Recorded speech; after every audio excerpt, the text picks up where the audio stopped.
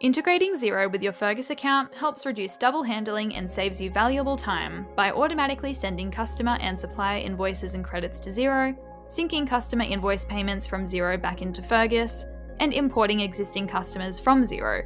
To get started, head to your user profile in the top right corner of your screen and select Settings. In the Settings menu, click on Integration Center. Then click on Xero and hit the Connect to Xero button.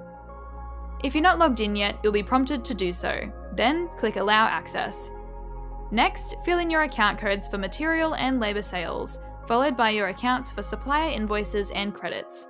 Don't forget to add your account codes for tradesperson wages. This is important for your Fergus reports.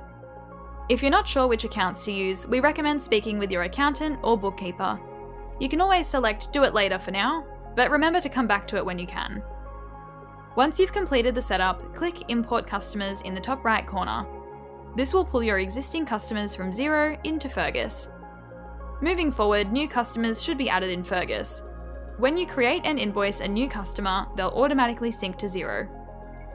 You're all set. Your Xero integration is now active, and Fergus will work seamlessly with Xero to save you time and reduce manual data entry.